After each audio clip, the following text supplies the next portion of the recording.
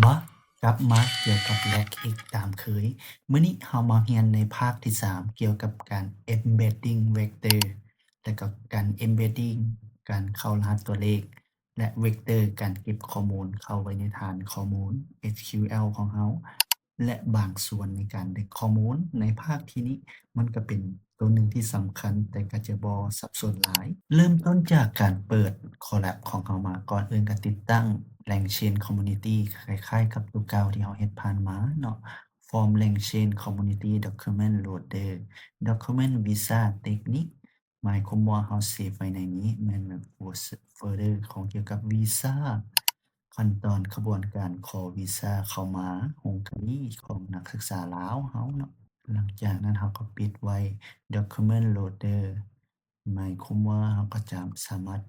เข้ามาหลังจากเรา Import Loader เข้ามาเราลองมาปิ้นเบิ่ง Document ของเรามามันมีหยังแหน่ขั้นตอน30 วัน period year that will be allowed to enter Hungary เนาะ Pin Document เพราะว่าตอนนี้ในที่นี้เราแอดข้อมูลเข้ามาอันเดียวมันก็เลยขึ้นมา range ข้อมูลของเราบัดนี้เกี่ยวกับการ split ข้อมูลเราหมายความว่าการแบ่งเป็นชั้นที่เราเรียนผ่านมาละชั้น LangChain ตัวนี้เราจะบ่เว้าคือหลายเนาะแต่อธิบายให้เห็นคร่าวๆว่าการแบ่งข้อมูลของเรามามันเป็นจั่งใดเพื่อว่าให้เราเห็นชั้นข้อมูลเราเนาะ นี่เนาะหลังจากที่เราเป็นช่างเนี่ยในคลิปที่2เราเฮ็ดผ่านมาบัดนี้เราจะเอาข้อมูลพวกนี้มาเข้ารหัสเป็นรหัสตัวเลขเขาเอิ้นว่า Embed Vector สิ่งที่เราจะได้เรียนมื้อนี้แม่น Embed Vector ทำอิฐเราก็ต้องปิน install ตัวนี้แม่น Vector เนาะ Fires CPU มันจะอยู่ใน ภาคทฤษฎีเกี่ยวกับการติดตั้งอยู่ในนี้มันจะมีเข้ามา LangChain Document เนาะ Integration แล้วก็ Vector Store เพราะว่าปัจจุบันนี้เราใช้ของ OpenAI เราก็เข้าไปเบิ่งเครื่องมือในการนำใช้อันนี้การตั้งค่าการ Import หลักสูตรคีย์มันแม่นอยู่ในนี้เลยเนาะให้ทุกคนสามารถมาอ่านเบิ่งได้ LangChain Doc Python Integration Vector Files บ่ฮู้ว่ามันออกเสียงจั่งใดเนาะแต่ก็เป็นสิ่งหนึ่งที่เราจิเข้า embed ข้อมูลเราหลังจากที่เรารู้ค่าเนาะเราก็กดติดตั้งนี้กดติดตั้งนี้กดติดตั้ง import files เป็น data ของเรามามีแพ็กเกจแนวใดเราโหลดมา install LangChain OpenAI Community Vector Import Files ที่เราเบิ่งจากวิดีโอที่ผ่านมาข้อมูลมันก็จะโหลด data ลงมาให้บัดนี้เกี่ยวกับการ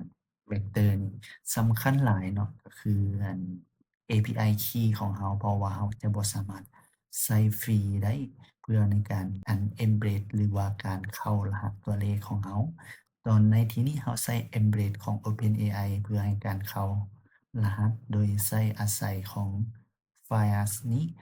สูตรมันตัวนี้แม่นโครงสร้างของการดึง API Key ของ Google Colab Google Colab API Key เราแม่นอยู่นี้เนาะรหัสเราแม่นอยู่นี้เราสามารถเปิดเบิ่งได้แอดข้อมูลเข้าหากว่าตัวเก่าใช้บ่ได้หั้นนะเราไปเอา API Key อยู่ในเว็บไซต์ของ OpenAI แพลตฟอร์มเรานี่เนาะเข้ามา API Key มันก็จะอยู่ในนี้เราก็ไปดึงเอาข้อมูลมาใส่ได้แล้วก็เอามาใส่ LLM Chain Temperature 3.5 ใส่ 3.5 หมายความว่าเราใส่คีย์ที่มันต่ำสุดเนาะหลังจากหากว่า API Key เรา successful มันก็จะออกขึ้นมาสิเนาะแล้วบัดนี้เราเข้ามาเทมเพลตอันนี้เทมเพลตแม่นเราเรียนในภาคเก่ามาในการสร้าง Chain Model พร้อม LLM Tracer เราจะข้ามไปเลยเนาะพวกนี้เพราะว่าเราเฮ็ดมาแล้วเนาะอยู่ในนี้เนาะ API Key เราที่จะจำเป็นบัดนี้ก้าวเข้ามาการดึงข้อมูลใน